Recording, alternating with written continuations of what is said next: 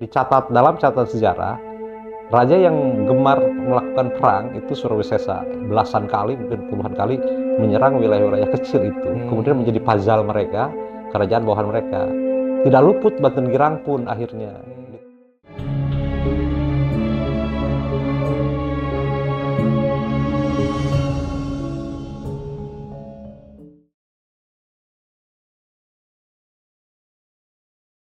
Assalamualaikum warahmatullahi wabarakatuh. Waalaikumsalam warahmatullahi Sampurasun. Sobat Pandeglang TV, bertemu lagi bersama saya Muhammad Agus Salim dalam program Sang Amaca bersama Cakra Widiantara. Selamat malam Kang Cakra. wabarakatuh. Terima kasih atas waktunya kembali lagi di program Sang Amaca. Setelah kemarin kita membahas tentang bencana yang maha dahsyat, bencana ekstrim yang ternyata pernah terjadi di kita gitu, di Pandeglang, di Banten khususnya.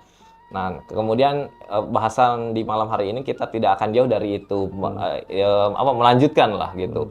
Kalau dulu sempat terjadi bencana seperti itu, pertanyaannya kan kalau di Nusantara ini kan dulu adalah daerah yang dikuasai oleh para kerajaan. Nah, banyak juga dari penonton nih yang nanya saat itu kerajaan siapa nih gitu kan, yang luluh lantah oleh bencana. Kemudian setelah bencana ini, bagaimana ekosistem kemudian kehidupan peradaban mulai lagi gitu. Mungkin ada beberapa catatan Kang Cakra yang bisa dijelaskan? Tentu kita kronologisnya harus menurut ya. Di bawah tahun 535 atau sampai 536 itu terjadi bencana yang bersumber dari Selat Sunda di Krakatau, Purba dengan di Pandeglang Gunung Karang. Yang mengakibatkan tadi kemarin kita cerita 1,5 tahun ya gelapnya, banyak musibah yang terjadi setelah itu, perang, huru-hara, kelaparan, bahkan sampai konon sampai 100 tahun setelah itu masih ada bencana yang berlanjut disebutnya pandemi, yang bahkan di Cina itu karena pandemi tersebut katanya itu 7 sampai 8 dari 10 manusia itu mati. Saking banyaknya, itu menurut kronik Cina ya, kronik Nanhai Rosara itu menceritakan itu. Terus di kronik lain menceritakan, John Epicurus itu menceritakan bahkan ada pagebluk yang membunuh korban itu sampai 35 juta orang. Masa rentang bencana itu tahun 535 sampai 536. Nah, kalau kita lihat dari sisi sejarah, pada tahun yang sama 535 itu kalau di kita ya, di Sunda itu ada namanya Kerajaan Tarumanagara. Dia beribu kota, dayeuhnya itu ibu kotanya di Karawang. Setelah pindah dari Candrabaga Bekasi pindah ke Karawang, disebutnya Sundapura ya. Sundapura itu ada di Karawang, dulu namanya Sundapura. Nah, bencana itulah mungkin yang kemudian memporak-porandakan candi-candi yang sekarang ketemu di Batu Jaya ya, seperti candi Blandongan, candi Jiwa di Karawang, kan ketemu terendam oleh tanah. Barangkali saya bahkan meyakini gara-gara itulah kemudian mereka hancur, lantah dan terendam. Akhirnya ketemu setelah ribuan tahun, peninggalan dari Kerajaan Tarumanagara. Dalam catatan sejarah dan catatan sebuah literasi sejarah diceritakan bahwa pada tahun 535 itu rajanya adalah Prabu Candrawarman, anak Indrawarman. Dia meninggal pada tahun itu. Bahwa ditulis bahwa tahun 535 Prabu Candrawarman itu wafat gitu. Sangat dimungkinkan gara-gara bencana ini. Dia salah satu korban dari bencana ini. Bisa kita bayangkan bahwa tsunami yang timbul itu sampai dengan Gunung Kamula, artinya mereka pun menghadapi masa yang sama, menghadapi masa kegelapan 1,5 tahun dan efek bencana karena berada di tanah Sunda ya gitu. Nah, selain kerajaan Tarumanagara, Tarumanagara ini membawahi sekitar 36 kerajaan kecil, Kang Agus. Salah satunya ada di kita, bekas Salakanagara itu menjadi kerajaan kecil di bawah kerajaan Tarumanagara. Itulah yang saya meyakini, itulah yang membuat mereka betul-betul hancur, tidak tersisa. Ada peradaban yang betul hancur di sini. Nah, kan kemarin kita juga cerita ya bahwa ada suatu komunitas yang bertahan hidup, yaitu di Baduy. Karena memiliki prinsip ketahanan pangan dan geografis wilayah yang tepat. Nah, tentunya pada setelah terjadi bencana itu kehidupan di sini nyaris sepi gitu, nyaris sepi ya. Jadi karena kan direndamnya aja kita 40 hari nih Iya. Dari sejak tsunami itu 40 hari baru perlahan-lahan air di kita genangan itu menyurut. Bisa kebayang ya? Tidak sangat sedikit mungkin manusia yang bertahan. Dan dampaknya juga pasti panjang ya setelah itu. Nah, setelah itu tentu panjang. Nah, maka bumi kemudian meriset dirinya. Dia akan meriset dirinya, eh, kehidupan pun akan memulai gitu. Memang inilah kekuasaan yang maha kuasa, hebatnya alam, dia bisa merekonstruksi lagi dirinya, tumbuhannya, faunanya itu akan timbul lagi. Begitupun yang terjadi di kita gitu. Kemudian setelah itu landscape kehidupan di kita, apakah memang setelah habis itu kemudian ada, kan tadi yang tersisa hanya di Baduy lah bisa dikatakan gitu. Kemudian orang-orang Baduy keluar Baduy kemudian membuat pemukiman di sana di daerah itu. Yang pasti kalau Baduy bertahan di tempatnya sendiri. Seperti prinsip mereka yang sampai hari ini kita dengar, mereka tidak akan kemana-mana dan selalu di sana. Artinya komunitas adat di Baduy ini tetap bertahan sampai era itu. Nah, dalam perkiraan tahun 40 tahun kemudian baru tuh wilayah pesisir di Banten ini mulai diisi lagi oleh orang-orang. Mungkin orang-orang yang selamat melarikan diri dari tsunami, yang pasti tidak selamat dari Gunung Karang ya, sama Gunung Krakatau letusan itu tidak mungkin selamat. Mungkin yang daerah ujung kulon sana naik ke Gunung Honje ya, karena ketinggiannya memadai untuk dari tsunami dan juga tidak terjangkau oleh letusan Gunung Karang dan Gunung Krakatau, itu mereka mulai kehidupan lagi di pesisir-pesisir sepanjang Banten, pesisir Banten. Mungkin dari ujung kulon sampai dengan wilayah Anyer itu masih orang-orang masih kemudian berdatangan lagi. Mulai kehidupan lagi, mereka ada yang bernelayan, mulai bertani, bercocok tanam gitu. Nah, ini diperkirakan 40 tahun kemudian setelah pasca bencana ya. Jadi sekitar kalau 40 tahun berarti sekitar 578 Masehi lah. Itu mulai orang-orang kembali lagi mendiami tanah leluhurnya. Bisa jadi itu pendatang saja, tidak asli di sini, campur dengan yang selamat gitu. Ya mulai normalnya di abad ke-6 mungkin ya. Abad ke-6, kalau 578 kan masuk ke abad ke-6 gitu. Jadi, tapi kebanyakan mereka memilih daerah pesisir gitu. Nah, setelah itu kehidupan kan tadi dari kerajaan Tarumanegara sudah luluh lantah. Nah, setelah 40 tahun ada catatan nggak setelah itu muncul kerajaan apa begitu di kita? Nah, dalam tutur orang Baduy ini, saya lagi-lagi ngambil tutur legenda yang diambil oleh orang Baduy. Pada tahun 40 tahun kemudian itu hutan di wilayah kita itu tumbuh hutan-hutan yang lebat gitu. Nah, bahkan di daerah Serang sekarang itu dikenal sebagai Leuweung Larangan Sabak Kingkin yang pernah kita ceritakan. Nah, di sekitar makin hari makin banyak penduduk, pertumbuhan makin pesat, mereka ingin hutan yang konon angker itu untuk ditinggali. Itu cerita terbentuknya kan Batu Girang ya. Terus tahun itu sekitar 578 atau abad ke-6, orang sesepuh dari yang tinggal di sekitar Leuweung Sabak Kingkin itu, termasuk di pinggir pantai, kan itu di luar dari tepian dari Serang, itu bersepakat untuk membuat pemukiman di Serang. Di Sabak Kingkin ini mereka lalu sepakat untuk meminta petunjuk kepada Baduy. Gitu loh. Dari situlah timbul keyakinan bahwa yang Baduy itu udah ada, tetap bertahan. Mereka sesepuh itu datang ke Baduy, meminta kepada pemimpin di Baduy sana agar mengirim orang untuk agar hutan Sabak Kingkin yang begitu angker itu bisa ditempatin.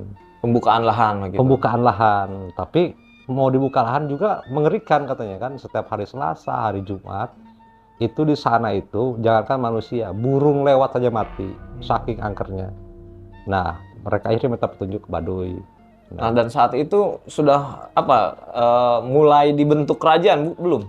Ceritanya setelah mereka ke Baduy dapatlah petunjuk bahwa ini bisa dibuka, dengan catatan harus ada prosesi acara penyucian atau disebutnya ngabanten, berikan sesajen.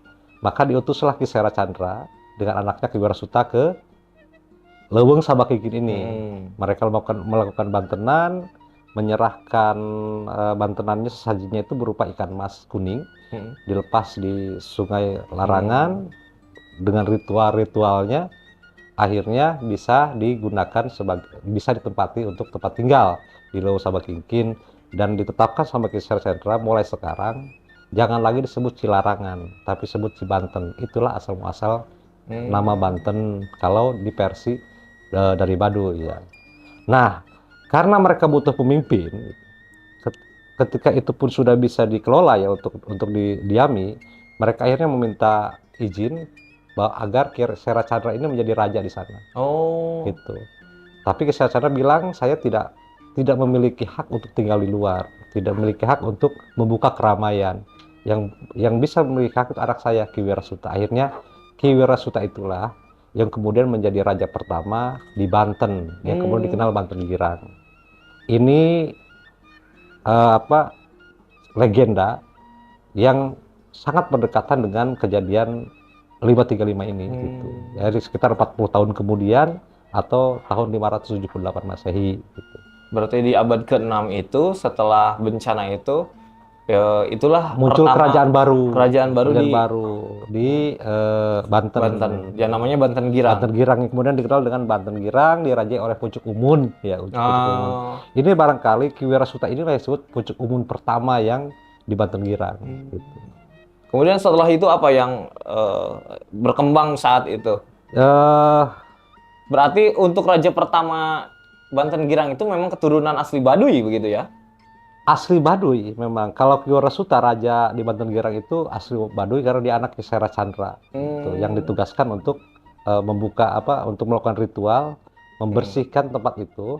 Ada negosiasi lah ya antara makhluk halus penunggu Sabakingkin yang mengisi Sabakingkin dengan manusia yang hidup di daerah itu. Karena dianggap bisa menaklukkan, membuka lahan begitu. Akhirnya dijadikan pemimpin. Tapi Ki Sera Chandra tidak bersedia karena dia tidak memiliki hak untuk membuka keramaian. Tidak punya hak untuk hidup di keramaian, disebut karyaan gitu. Nah, akhirnya yang punya hak itu menurut dia anaknya saja, Ki Wirasuta. Ki Wirasuta yang berdasarkan legenda itu dari Baduy. Anaknya Ki Sera Chandra dari Baduy yang juga ikut dari Baduy. Jadi emang dari Baduy ikut dengan bapaknya, ikut melakukan acara bantenan itu. Tapi tidak ada kaitannya dengan kerajaan yang lain kan, banyak dari yang lain mengatakan masih saudara dengan kerajaan Anu gitu. Kalau secara historis pada saat itu kan berarti kan tahun abad ke-6 itu masih di era kerajaan Tarumanegara akhir. Ketika Tarumanegara berubah namanya menjadi Sunda, lalu terpecah oleh Tekan Dayun. Di Galuh memecahkan diri, akhirnya Sunda terpecah menjadi dua, kerajaan Galuh dengan kerajaan Sunda gitu. Nah, ini kalau secara kewilayahan berarti berada di wilayah kerajaan Sunda. Cuma waktu itu tentunya sebagai kerajaan yang independen, Kang Agus gitu. Kerajaan ini, Banten Girang ini kerajaan independen, mendirikan sendiri, ngebangun sendiri gitu, tanpa di bawah pazal atau kekuasaan kerajaan lain gitu. Nah, kemudian setelah pembukaan ini berarti di Banten hanya satu-satunya tunggal di situ? Banten hanya satu-satunya itu. Karena diyakini setelah pasca bencana yang 535 itu, 536 itu sudah habis semua peradaban kerajaan. Nah, pada abad ke-6 ini barulah timbul lagi sebuah peradaban kerajaan yang kemudian dikenal Banten Girang gitu. Dirajai oleh Ki Wirasuta ini kalau menurut folklore dari Baduy ya. Itu cukup lama kalau kita lihat. Karena apa? Karena pada tahun 923 itu berdirilah kerajaan Pajajaran. Ya, artinya cukup lama nih, dari abad ke-6 ke abad 10 ya. Ada 4 abad kemudian, berjalan 4 abad kemudian baru ada namanya dikenal kerajaan Pajajaran. Yang di dalam catatannya itu didirikan oleh Srijaya Bupati rajanya. Itu mulai berdiri itu. Lama dari situ pun kerajaan Pajajaran dengan Banten Girang ini hanya berdampingan gitu, tidak saling merebut gitu. Hanya terjadi pada tahun sekitar 1482 itu abad ke-15 itu kerajaan Galuh di bawah Sri Baduga Maharaja itu juga disebutnya awal Pajajaran ya. Itu masih masing-masing gitu ketika Sri Baduga Maharaja. Tapi ketika tahun 1521 abad ke-16 ketika Pajajaran dipimpin oleh Prabu Surawisesa, mulailah tuh ada penyerangan. Oh. Jadi kerajaan-kerajaan kecil yang wilayah Sunda itu akhirnya ditaklukkan. Dicatat dalam catatan sejarah, raja yang gemar melakukan perang itu Surawisesa. Belasan kali, mungkin puluhan kali menyerang wilayah-wilayah kecil itu. Kemudian menjadi puzzle mereka, kerajaan bawahan mereka. Tidak luput Banten Girang pun akhirnya. Ditaklukkanlah Banten Girang itu. Sama Surawisesa gitu. Akhirnya menjadi bagian dari kerajaan Sunda itu. Secara wilayah betul dari awal juga memang wilayah Sunda ya. Tapi tadinya memang ini independen. Mereka independen masing-masing. Nah, ketika zaman Jayadewata ini Prabu Siliwangi pertama itu tidak ada terdengar ya bentrokan, tapi dalam catatan sejarah justru pada saat Surawisesa inilah pada abad ke-16 1521 Masehi ini terjadi penyerangan, direbutlah Banten Girang, ditaklukkanlah Banten Girang, kemudian menjadi puzzle, menjadi kerajaan bawahan dari kerajaan Pajajaran gitu. Ini kan juga berdampingan cukup lama nih Kang. Ya. Kalau lihat ini kepada keyakinan, dulu ini kan selama 4 abad kalau tidak salah ya. Ini mereka menganut ajaran apa nih? Kalau di Pajajaran jelas kan masih menganut Pajajaran maupun di Sunda di Banten Girang masih menganut agama tua gitu, agama purba ya, pra-Islam. Ini kita bicara masih pra-Islam gitu. Karena apa? Karena pada masih di abad 16, 1552 Masehi, itu baru turun tuh Hasanuddin ke Banten. Nah, dia merebut Banten Girang dan bertaruhlah dengan Pucuk Umun dari kekuasaan Pucuk Umun. Makanya kan kemarin kita bilang Pucuk Umun ini kemungkinan Surawisesa. Berarti kalau itu Surawisesa berarti Banten Girang yang terjadi dikuasai sama Surawisesa, sama Pajajaran, direbut kembali oleh Hasanuddin. Dan disitulah kemudian dia mulai mendirikan lagi kerajaan Banten. Masih Sunda Wiwitan kemungkinan. Ya masih Sunda, agama Sunda, masih agama Hindu, masih agama Buddha. Karena emang ada 3 agama itu yang dikenal di Sunda. Iya. Tadi sampai ke abad 15 di Surawisesa baru ada politik penguasaan wilayah. Ya, abad ke-16 ya, 1521 itu kan masuk ke abad 16. Di abad itulah ketika Surawisesa kan berkuasanya kan dari 1521 sampai 1535 Masehi. Itu era berkuasanya. Sepanjang era berkuasa itulah Surawisesa banyak melakukan penyerangan kepada kerajaan-kerajaan kecil untuk dia kuasai. Tidak lepas juga Banten Girang gitu. Bukan karena penyebaran agama ya? Bukan, memang pada saat itu Banten Girang juga pasti menganut keyakinan yang tua juga, belum ke Islam juga gitu. Karena berdampingan cukup lama kan? Cukup lama, berdampingan sekitar 3 sampai 4 abad. Iya, bukan tadi ya penyebaran agama, bukan. Untuk penguasaan ini wilayah. Kekuasaan wilayah. Nah, kemudian setelah itu Kang Surosoan setelah Hasanuddin ke sini. Nah, kan ini ada complicated ya di sini. Complicated sejarah ya, komplikasi sejarah lah ya di sini saya sebutnya. Surawisesa yang menguasai Banten Girang waktu itu. Itu kan masih antara kakeknya Hasanuddin dengan Surawisesa itu adik kakak. Gitu. Surawisesa itu kakaknya dari Surasoan. Surasoan itu kakek dari Hasanuddin, dari ibu. Dia punya anak Kaunganten kemudian punya anak Hasanuddin. Nah, bisa jadi memang perebutan itu karena mengembalikan itu ya. Iya, betul. Nah, ketika zaman Surawisesa, yang walaupun ditaklukkan kan harus ada raja tuh di daerah itu. Yang dijadikan raja sama Surawisesa untuk Raja Banten Girang pada waktu itu Surasoan, kakeknya Hasanuddin ini, gitu. Ditugaskan dia menjadi adipati Banten, namanya Surasoan.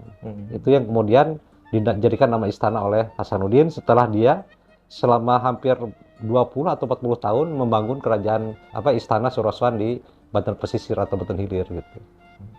Ada kekhasan tersendiri nggak sih kalau di Banten Girang itu kan, kalau sekarang kan kita melihat di Surosoan nih, pas kebencana itu kerajaan bentuknya seperti apa? Ada kalau peninggalan gitu. Kalau kita perhatikan tradisi arsitektur di Sunda ya, kemungkinan keraton di Banten Girang itu terbuat dari kayu. Oh, kayu. Kemungkinan hanya balainya saja dari tanah atau dari batu, kemungkinan dari kayu, barulah disempurnakan oleh Hasanuddin. ketika dia mulai berhasil merebut Banten tahun 1552. Dia mulailah ngebangun Keraton Soroswan itu dari bahan-bahan bangunan yang sama dengan yang dilakukan di Cirebon gitu. Menunjuknya ke Cirebon atau ke yang tradisi sana lagi.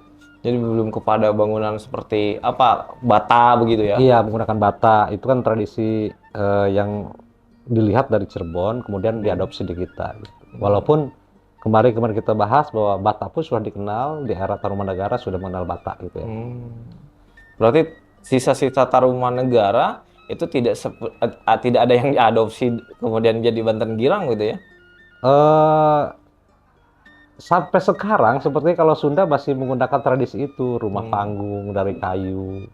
Kan kalau dari catatan Belanda contohnya Pajajaran, pernah melihat istana Pajajaran itu katanya terbuat tiang-tiang itu dari pohon kayu besar yang sebesar drum bir gitu. Tong bir itu tiang-tiangnya sampai berapa ratus tiang gitu. Artinya kalau kita lihat itu kemungkinan karena masanya agak sama, kemungkinan di Banten Girang pun begitu gitu. Terbuat dari apa? Dari kayu gitu ya. Karenanya susah, peninggalannya susah kita temukan, tidak seperti kita melihat Soroswan ya, gitu, yang sampai sekarang ada. Gitu. Termasuk kerajaan Tarumanegara, Salakannegara kan juga. Ya itu kita tidak menemukan, tapi kalau Tarumanegara kita menemukan candi-candi yang memang terbuat berbahan dari bata. Kalau di Tarumanegara itu tidak ada candi yang terbuat dari batu, semuanya terbuat dari bata merah. Gitu. Itu yang kita ceritakan bahwa di 535 itulah mungkin candi-candi itu tergerus ya, lalu tertimbun oleh lumpur-lumpur yang terbawa. Ya, kemudian baru sekitar tahun 90-an lah ya, 90 ke sini baru ketemu tuh candi gitu. Dan ini kan dari Banten Girang ini kan memiliki sejarah kelam dari bencana begitu ya. Tapi tidak ada naskah yang menjadi pengingat mereka terhadap hal-hal tersebut ya. Ini tidak ada catatan naskah, tidak ada tutur juga yang melestari. Entah kenapa ya. Tapi memang hanya di naskah lokal itu hanya ada di Pustaka Raja Purwa yang menceritakan tentang bencana itu dan efeknya itu. Bisa jadi karena memang sampai ke Jawa Tengah itu ya, sampai ke Kamula itulah kemudian Rogo Warsito bisa mencatat tragedi itu pun cerita gitu loh kan, legenda-legenda yang kemudian dicatat menjadi catatan sejarah. Artinya setelah bencana kemudian muncul kerajaan Banten Girang itu membentuk pola hidup yang baru begitu ya. Tatanan manusia yang baru Iya, lagi. tatanan manusia yang Tadinya baru. manusianya tinggal di pesisir, rakyat biasa, hanya sebuah komunitas manusia biasa. Mereka kan butuh hukum kan, butuh penataan negara gitu, butuh penataan. Kehidupan manusia itu harus ditata, tidak bisa dilepas begitu saja.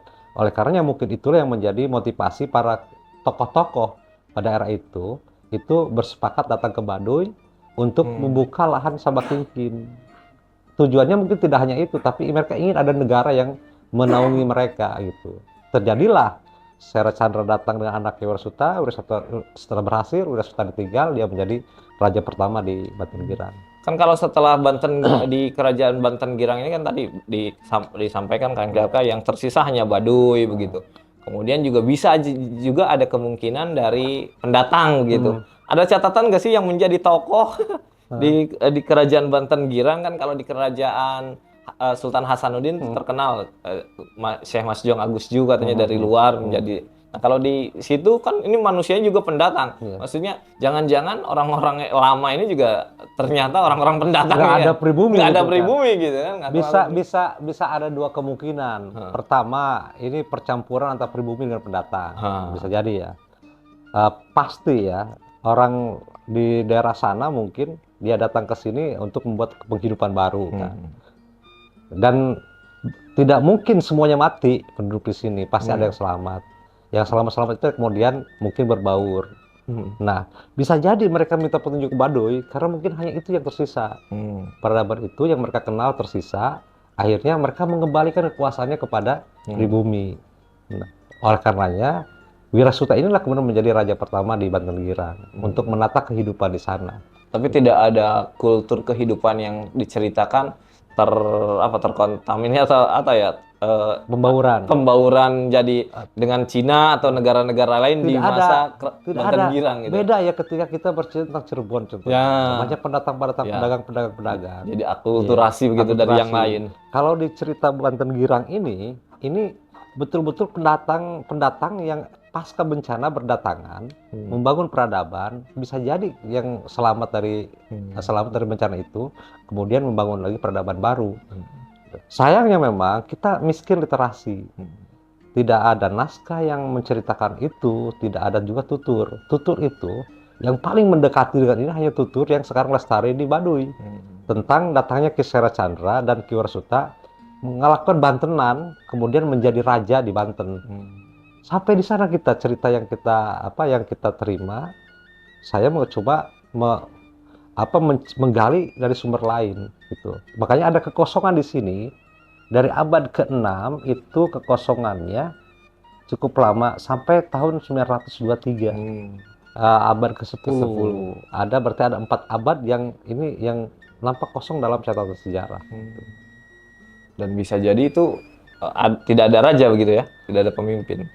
Ada maksudnya, kalau abad ke-6 ini ada, cuma mereka masih masing-masing gitu, belum saling menguasai gitu. Karena seperti saya ceritakan tadi, pada era Surawisasa inilah yang dalam catatan sejarah menaklukkan wilayah-wilayah kecil menjadi pazal-pazal di bawah kerajaan Pajajaran. Masih hidup berdampingan ya. Masih hidup berdampingan. Dengan damai begitu. Damai. Mungkin karena Banten Gira udah maju mungkin kan, akhirnya menarik perhatiannya Surawisasa untuk ditaklukkan menjadi wilayah bawahannya. Gitu. Kalau dilihat benang merahnya ternyata Banten kemudian dengan tradisinya membuka Banten, lahirnya Banten ternyata tidak lepas dari Baduy. Dari gitu peran Baduy, kalau kita lihat Baduy. dari folklore, ya sumbernya sejauh ini baru kita punya satu sumber yaitu dari folklore Baduy. Gitu. Itu pun tutur, Kang Agus, bukan tertulis karena apa, di Baduy tidak mengenal budaya tulis.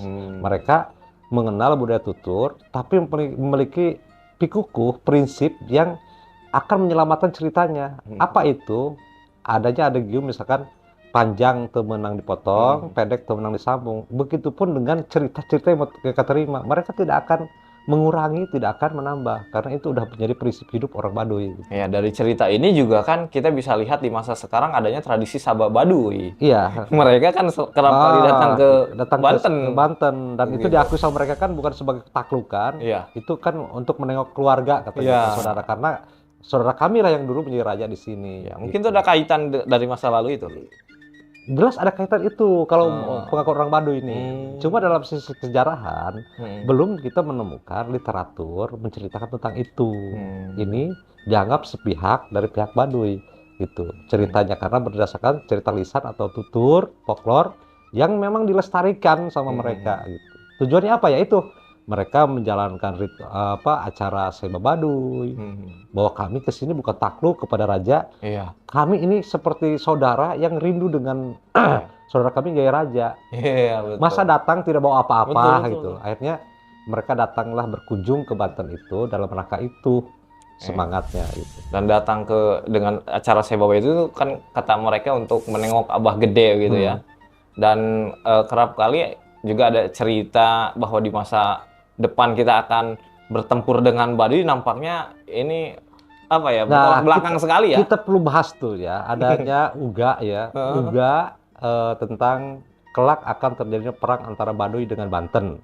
Begitupun ada misalkan dalam Wawacan Syekh Yusuf menceritakan itu. Ada dua nih, ada sumber, satu sumber tutur, satu sumber naskah tentang bahwa kelak akan terjadi perang antara Baduy dan Banten. Kita harus bahas di lain kesempatan. Karena ini banyak hal yang harus dibuka dan juga kita sampaikan ke Baduy. Tapi lihat dari cerita ini, Baduy itu sebetulnya sangat cinta damai ya kan begitu.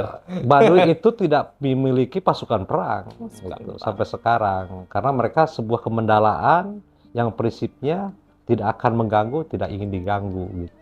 Oke, tadi pemirsa seputar kita bahas tentang kehidupan setelah bencana. Pasca bencana ternyata ada kerajaan Banten Girang, kemudian juga ada tadi perebutan kekuasaan dari Pajajaran ya, yang dilakukan oleh Surawisesa dan kemudian oleh Sultan Hasanuddin kembali direbut.